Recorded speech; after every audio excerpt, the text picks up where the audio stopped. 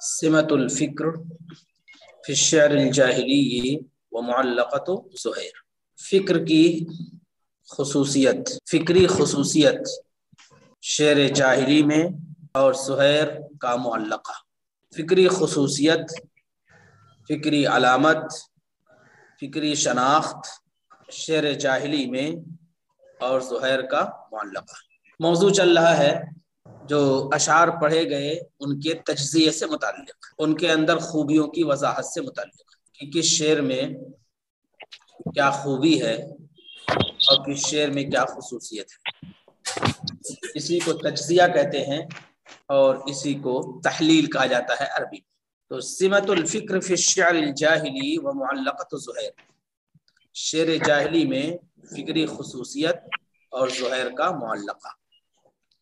وقویت الفکرۃ وتغلبت علی عناصر الاسلوب الاخرى فی شعر زہیر بن ابی سلمى، فکر کا عنصر طاقتور ہوا۔ فکرہ چار عناصر میں سے ایک عنصر ہے، فکر کا عنصر طاقتور ہوا اور اسلوب کے دوسرے عناصر پر وہ غالب ہو گیا، اسلوب کے دوسرے عناصر پر وہ غالب ہو گیا فی شعر زہیر بن ابی سلمى، زہیر بن ابی سلمى کی شاعری میں۔ فکر کا عنصر طاقتور ہوا اور اسلوب کے دوسرے عناصر پر چھا گیا اور ان پر غالب آ گیا زہیر بن ابی سلمى کی شاعری میں، زہیر بن ابی سلمى کی شاعری مع روعۃ التعبیر، تعبیر کی دلکشی کے ساتھ، تعبیر کی دلکشی تھی اس میں، وہ جمال القافیہ اور قافیے کی خوبصورتی، قافیے کی خوبصورتی، تعبیر کی دلکشی اور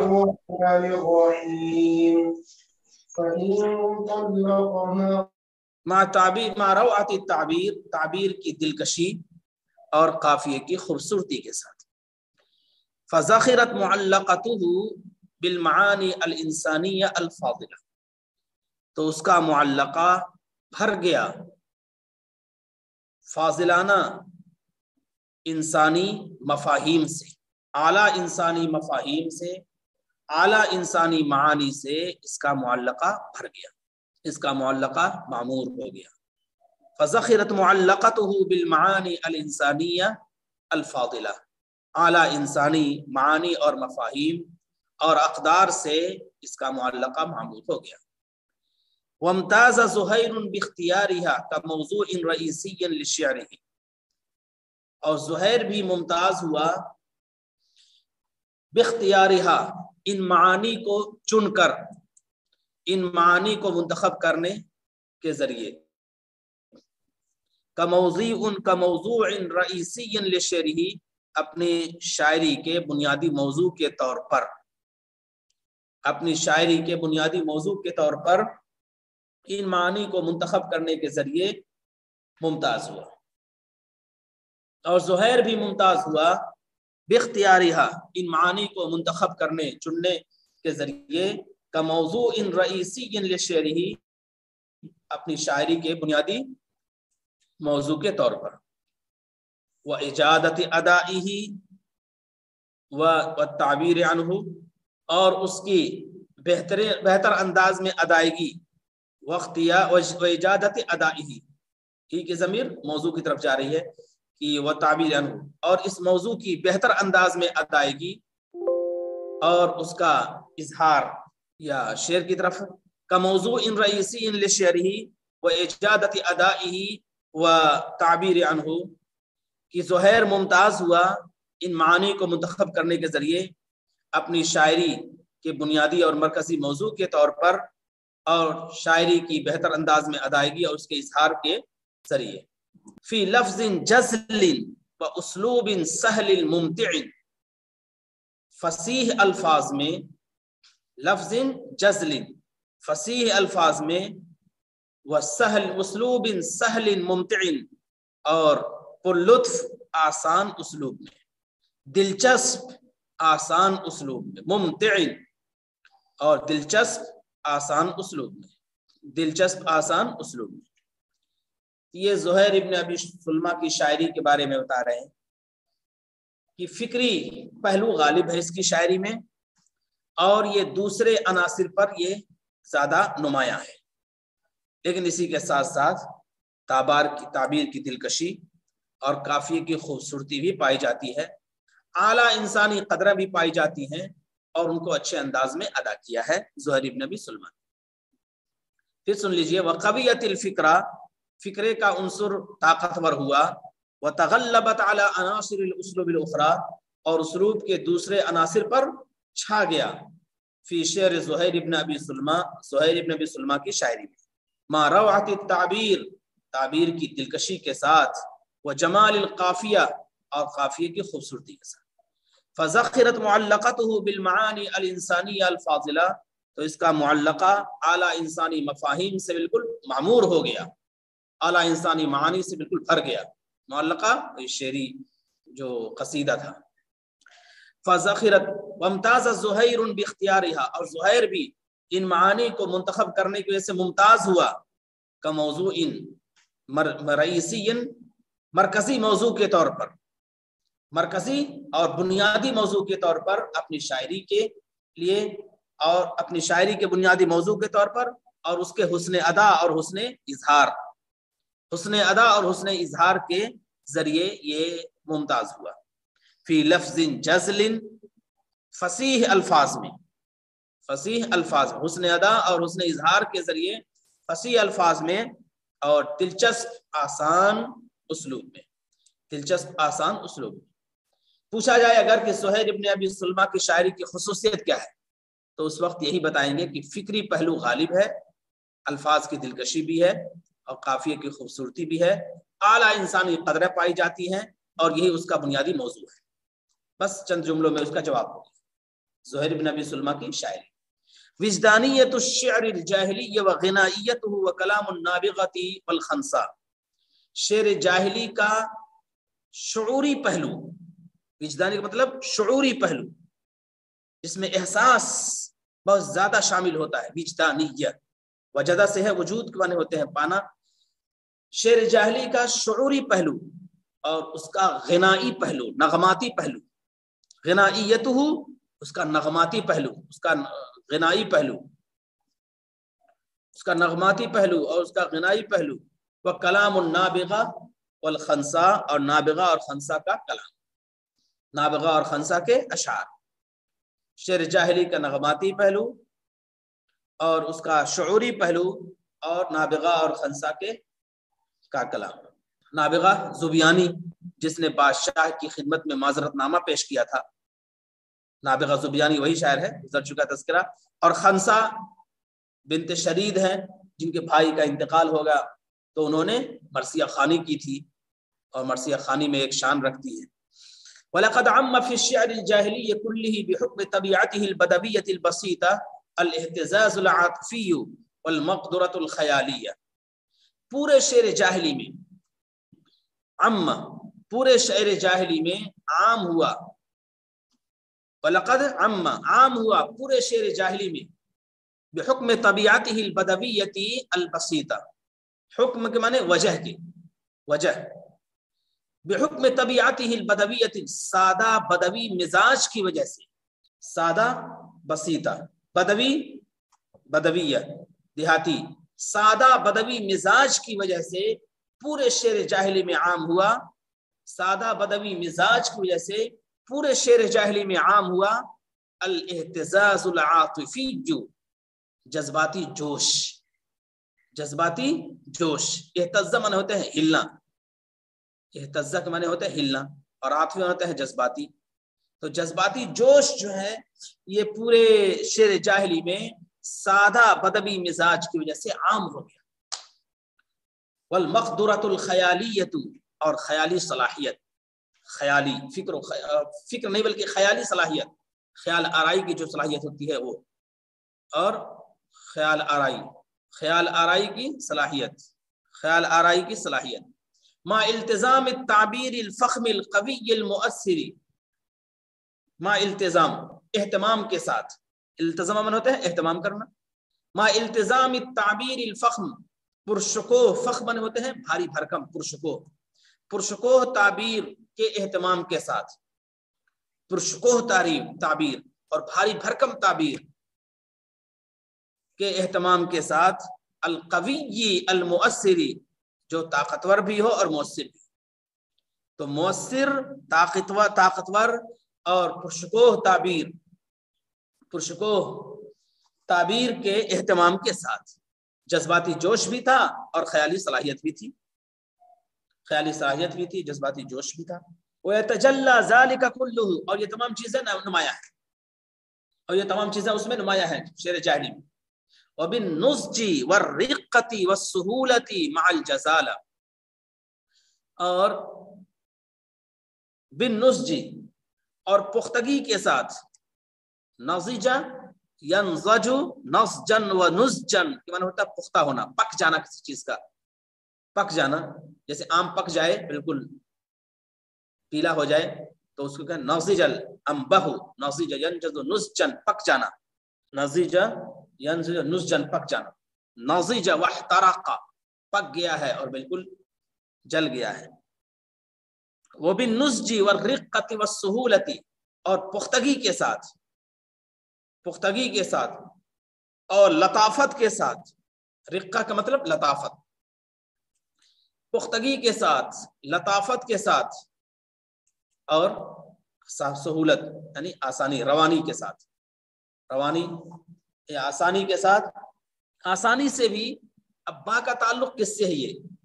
تو یہاں کہیں گے وَاتَّصَفَ الشِّعْرُ الْجَاهِلِيُّ بِالنُّضْجِ وَالرِّقَّةِ وَالسُّهُولَةِ مَعَ الْجَزَالَةِ، وَاتَّصَفَ یہاں محذوف مانیں گے، تب جا کے بات واضح ہوگی، کیونکہ پیچھے سے ڈائریکٹ متعلق نہیں ہے۔ تو وَبِالنُّضْجِ، اور پختگی کے ساتھ بھی شعر جاہلی متصف ہے، وَالرِّقَّةِ، اور لطافت کے ساتھ بھی، وَالسُّهُولَةِ، اور آسانی کے ساتھ بھی، مَعَ الْجَزَالَةِ، فصاحت کے ساتھ، فصاحت کے ساتھ، جزالہ فصاحت، لفظ جزل فصیح لفظ۔ تو وَاتَّصَفَ الشِّعْرُ بِالنُّضْجِ وَالرِّقَّةِ وَالسُّهُولَةِ، پختگی اور لطافت اور سہولت کے ساتھ یہ شاعری ممتاز ہے، متصف ہے فصاحت کے ساتھ۔ فی شعر النابغہ وحسان بن ثابت قبل اسلامہ، نابغہ کی شاعری میں اور حسان ابن ثابت کی شاعری میں، جو اسلام سے پہلے ان کی شاعری تھی، حسان ابن ثابت کی شاعری جو اسلام سے پہلے ہے، اس میں یہ باتیں پائی جاتی ہے۔ فی شعر النابغۃ وحسان ابن ثابت قبل اسلامی، والخنسائی، اور خنسا کے شاعری میں بھی یہ چیزیں پائی جاتی ہیں۔ وہم یعتبرون من اعظم الشعراء عصرہم، اور یہ اپنے زمانے کے عظیم شعراء شمار ہوتے ہیں۔ یعتبرون سمجھے جاتے ہیں، یہ سمجھے جاتے ہیں، یہ شمار ہوتے ہیں اپنے زمانے کے عظیم شعراء، یہ اپنے زمانے کے عظیم شعراء شمار ہوتے ہیں۔ وقد اصبح الشعر الجاہلی بغلبۃ الوجدان والشعور وجدانیا غنائیا کلہ، اور شعر جاہلی ہو گیا شعور اور وجدان کے غلبے سے، شعور اور وجدان کے غلبے سے، اور شعر جاہلی ہو گیا، یہ جاہلی اشعار ہو گئے وجدان اور شعور کے غلبے سے، وجدانی اور غنائی شاعری ہو گئے۔ کلہ، الگ سے نیا جملہ کر لیں، کلہ لا یخرج من ھذا النطاق، یہ پورا سرمایہ اس دائرے سے باہر نہیں ہے، کلہ پورا سرمایہ اس دائرے سے باہر نہیں ہے۔ شعر جاہلی وجدان اور شعور کے غلبے کے ساتھ ہو گیا وجدانی اور غنائی شاعری، پورا سرمایہ اس دائرے سے باہر نہیں ہے۔ وذالک لکونہ فی عصرہ الادبی الاول، اور ایسا اس وجہ سے کہ وہ پہلے ادبی زمانے میں تھا، لکونہ ہونے کی وجہ سے، وذالک ایسا اس وجہ سے کہ لکونہ کہ وہ تھا پہلے ادبی زمانے میں، کما قدمنا جیسے ہم نے بیان کیا، اور ایسا اس وجہ سے کہ وہ پہلے ادبی زمانے میں تھا جیسا ہم نے بیان کی، کما قدمنا جیسا ہم نے بیان کیا ہے۔ یہ ہے پوری بات جس کو صاحب کتاب نے وجدانیت الشعر الجاہلی و غنائیتہ سے تعبیر کیا ہے، کہ شعر جاہلی کا شعوری پہلو اور اس کا نغماتی پہلو، اور نابغہ اور حضرت حسان اور خنسا کے کلام میں یہ چیزیں پائی جاتی ہیں، یہ وجدانی اور غنائی پہلو یہ دونوں چیزیں حضرت خنسا اور حسان اور نابغہ زبیانی کے اشعار میں پائی جاتی ہیں۔ اور آگے دیکھیے، نزج الشعر الجاہلی و کمالہ، شعر جاہلی کی پختگی اور اس کا کمال، شعر جاہلی کی پختگی اور اس کا کمال۔ والنماذج المذکورۃ انما ہی مقتبسۃ من شعر العہد السابق للہجرہ، اور مذکورہ نمونے، جتنے بھی نمونے گزرے ہیں شعراء کے اشعار کے، مذکورہ نمونے انما ہی مقتبسہ، یہ ماخوذ ہیں، مقتبسہ ماخوذ ہونا، یہ نمونے ماخوذ ہیں من شعر العہد السابق للہجرہ، ہجرت سے پچھلے زمانے کے اشعار سے، ہجرت سے پہلے کا جو زمانہ ہے اسی زمانے سے یہ ماخوذ ہے، یعنی وہی عہد جاہلی، عہد جاہلی سے سابق زمانے کے اشعار سے یہ تمام نمونے ماخوذ ہیں۔ وَكَانَ الشِّعْرُ الْجَاهِلِيُّ عَرَبِيُّ فِيهِ قَدْ نَضِجَ وَاكْتَمَلَ أَدَبِيًّا، اور عربی اشعار اس زمانے میں پختہ ہو گئے تھے اور ادبی لحاظ سے مکمل بھی ہو گئے تھے، عربی اشعار اس زمانے میں پختہ ہو گئے تھے اور ادبی لحاظ سے مکمل بھی ہو گئے تھے، عربی اشعار پختہ ہو گئے تھے اور اس ادبی لحاظ سے مکمل بھی ہو گئے تھے۔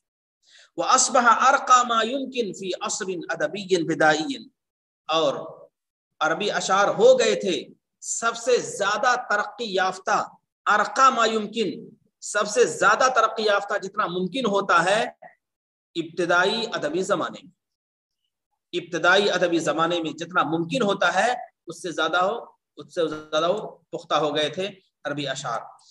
اور اصبح، اور عربی اشعار ہو گئے تھے ارقا ما یمکن، سب سے زیادہ پختہ جتنا ممکن ہوتا ہے کسی بھی ادبی ابتدائی زمانے میں۔ وَيُمْكِنُ أَن يَكُونَ قَبْلَ ذَلِكَ أَيْضًا تَارِيخٌ لِلشِّعْرِ الْعَرَبِيِّ الْجَيِّدِ۔ اب ایک بات یہ ذکر کر رہے ہیں کہ ہم لوگ عام طور پر شعر جاہلی کی تاریخ یا شعر عربی کی تاریخ کہاں سے جوڑتے ہیں؟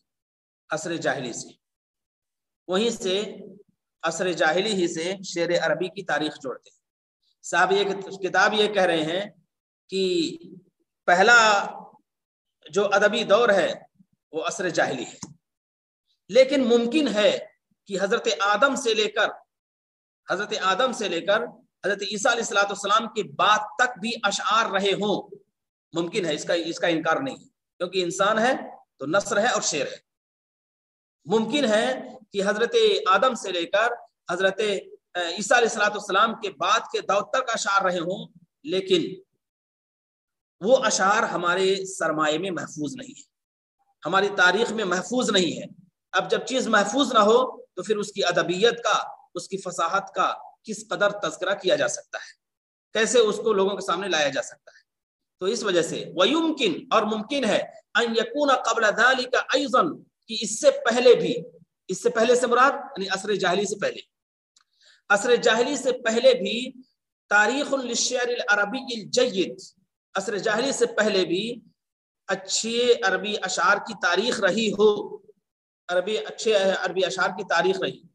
وَيُمْكِنْ، اور یہ بھی ممکن ہے کہ عصر جاہلی سے پہلے تاریخ رہی ہو اچھے عربی اشعار کی، غیر ان التاریخ المعروف لدینا، علاوہ ازیں کہ ہماری جو معروف تاریخ ہے، التاریخ المعروف لدینا، ہمارے پاس جو معروف تاریخ ہے، یعنی ہماری جو معروف تاریخ ہے، لم يحفظ للعرب شعرا قبل حرب بسوس، کہ ہماری جو معروف تاریخ ہے اس نے عربوں کے کسی بھی شعر کا تذکرہ نہیں کیا ہے حرب بسوس سے پہلے، جنگ بسوس سے پہلے کسی بھی شعر کا تذکرہ نہیں کیا ہے۔ اور جنگ بسوس کب ہے؟ وہ زمانے جاہلیت میں ہے، اور زمانے جاہلیت میں اخیر کے 150 سال میں ہے، نہ کہ اس سے عیسیٰ علیہ السلام کے زمانے کے فوراً بعد، بلکہ اخیر کے 150 سال جو ہوتے ہیں رسول پاک صلی اللہ علیہ وسلم کے زمانے سے ملے ہوئے ہیں، اس میں جو اشعار ہوئے اور جو سرمایہ سامنے آیا اسی کو پہلے ادبی زمانے کا سرمایہ کہا گیا، اور اسی موقع پر جنگ بسوس بھی پیش آئی تھی۔ ای غیر ان التاریخ المعروف لدینا، علاوہ ازیں کہ ان التاریخ المعروف لدینا، کہ ہماری جو معروف تاریخ ہے، لم يحفظ للعرب شعرا، عربوں کے لیے اس نے اشعار، عربوں کے کسی شعر کو محفوظ نہیں کیا قبل حرب بسوس، جنگ بسوس سے پہلے، جنگ بسوس سے پہلے کسی شعر کو محفوظ نہیں کیا۔ وقد كانت كما قدمنا قبل الهجرة بقرن و نصف قرن، اور یہ جنگ بسوس پیش آئی تھی جیسا کہ گزر چکا ہے، اس سے پہلے میں دے چکا ہوں واٹس ایپ پہ جنگ بسوس کیا ہے اور کس بنیاد پر یہ جنگ پیش آئی تھی، پوری تاریخ ایک چند سطروں میں۔ وقد کانت کما قدمنا، اور یہ جنگ پیش آئی تھی ہجرت سے تقریباً 150 سال پہلے، ہجرت سے 150 قرن و نصف قرن، 1 صدی اور آدھی صدی، یعنی 150 سال، 150 سال پہلے پیش آئی تھی۔ تو جنگ بسوس سے ادب جاہلی یا شعر جاہلی کی تاریخ شروع ہوتی ہے، اور پھر اس کے کئی ادوار ہوتے ہیں۔ ایک پہلا ادبی دور ہے جس کو جاہلی کہا جاتا ہے، پھر اسلامی دور ہے، پھر عباسی دور ہے، پھر انحطاط کا دور ہے، پھر اس بعد عصر النہضہ ہے۔ یہ 5 ادوار میں پورے کو تقسیم کرتے ہیں۔ وقت کانت، اور یہ جنگ پیش آئی تھی جیسا ہم نے پہلے ذکر کیا ہجرت سے 1 صدی اور آدھی صدی پہلے۔ وکانت اعظم حقل واولہ للشعر العربی الجید، اور یہ جنگ بڑا میدان تھی، اعظم حقل بڑی کھیتی تھی، یعنی بڑا میدان تھی، یہ جنگ بڑا میدان تھی، واولہ اور پہلا میدان بھی تھی، جنگ کا بڑا اور پہلا میدان تھی یہ جنگ۔ یہ جنگ ادب کا یا شعر جاہلی کا، شعر عربی کا پہلا میدان تھی اور بڑا میدان تھی۔ وکانت اعظم حقل، اور یہ بڑا میدان تھی، واولہ اولین میدان تھی، للشعر العربی الجید، عمدہ عربی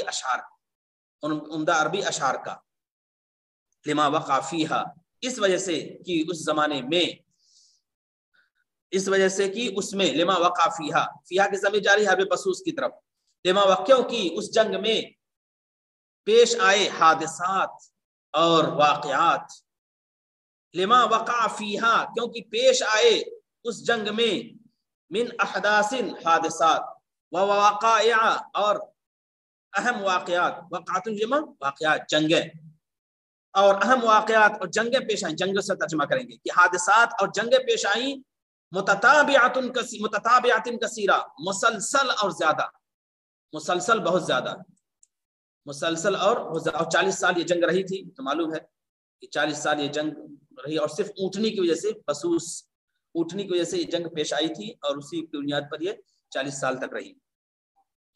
کہ اس وجہ سے کچھ جنگ میں پیش آئے تھے حادثات اور واقعات جو مسلسل تھے اور بہت زیادہ تھے۔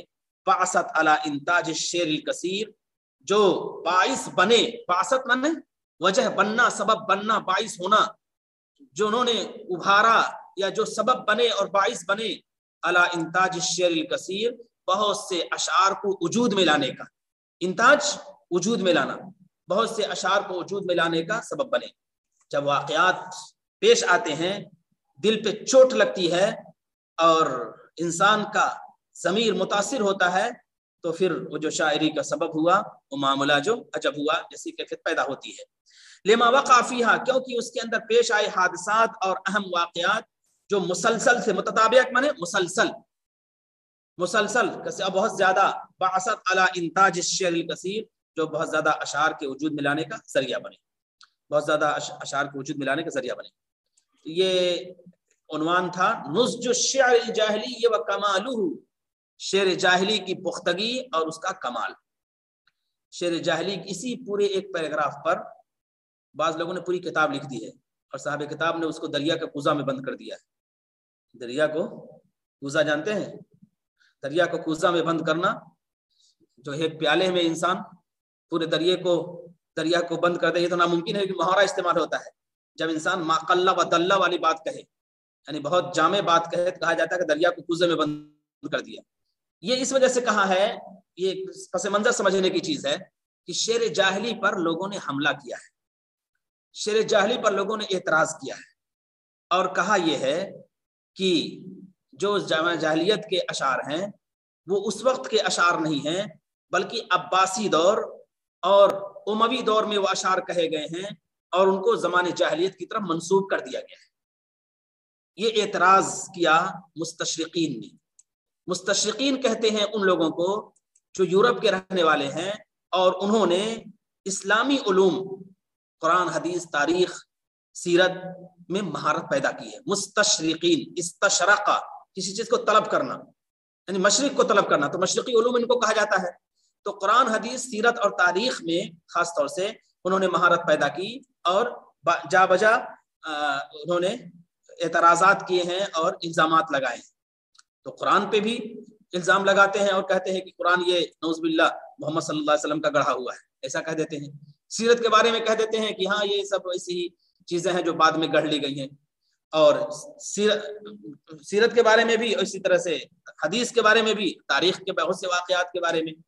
تو اسی طرح سے ایک ان کا اعتراض ہے کہ زمان جاہلیت، جس کو زمان جاہلیت کہا جاتا ہے، جاہلیت، جاہلیت کون ہے؟ جاہلیت جس میں انسان کے پاس سرمایہ نہ ہو، تو وہ بالکل ان پڑھ قوم تھی. تو ان پڑھ قوم ہونے کا مطلب یہ ہے کہ وہاں کچھ سرمایہ تھا ہی نہیں. بعد میں لوگوں نے اشعار کہہ کے اس کو منسوب کر دیا ہے زمانے جاہلیت کی طرف. بظاہر دیکھنے میں یہ بات تو بہت معمولی ہے، بظاہر دیکھنے بہت معمولی ہے، لیکن یہ انڈائریکٹ قرآن پر حملہ ہے. انڈائریکٹ قرآن پر حملہ ہے. کس طرح قرآن پہ حملہ ہے؟ جب یہ کہہ دیں گے کہ زمانے جاہلیت میں کوئی ادب تھا ہی نہیں، کوئی شعر کا وجود نہیں تھا، تو قرآن کریم نے چیلنج کیا ہے نا، اور کہا ہے کہ اگر تم قرآن کا مقابلہ، اگر قرآن کے سلسلے میں تم شک میں ہو تو قرآن جیسی ایک کتاب لے آؤ. چلو نہیں لا سکتے تو ایک سورت لے آؤ. چلو ایک سورت نہیں لا سکتے تو 10 آیتیں لے آؤ. چلو 10 آیتیں نہیں لا سکتے تو ایک آیت لے آؤ. نہیں لا سکے تو چیلنج کس کو کیا جاتا ہے؟ چیلنج کسی چھوٹے بچے کو چیلنج کیا جائے گا. ایک بہادر سورما ہو تو چیلنج کس کو کرے گا؟ اپنے کسی مقابل کو چیلنج کرے گا، اپنے کسی مساوی شخص کو چیلنج کرے گا. قرآن نے چیلنج کیا ان عربوں کو جو اپنے آپ کو عرب کہتے تھے. عرب کے معنی فصیح و بلیغ کے، اور دوسروں کو عجم کہتے تھے، گونگے کے، جو کچھ بول نہ سکے. تو عربی سے اندازہ لگا لیجئے کہ عربوں کو اپنی فصاحت پر اور اپنی بلاغت پر ناز تھا اور دوسروں کو گونگا سمجھتے تھے. تو ایسے موقع پر قرآن نے کہا تم اپنے آپ کو بہت عظیم سمجھتے ہو، زبان و ادب کا پہاڑ سمجھتے ہو، اور ہم جو قرآن نازل کر رہے ہیں اس کا مقابلہ کر لو. اس کا مقابلہ یہ بھی عربی زبان میں ہے، یہ بھی الف با تا سا جیم دال جیم ہا خا اس طرح سے الفاظ میں ہے.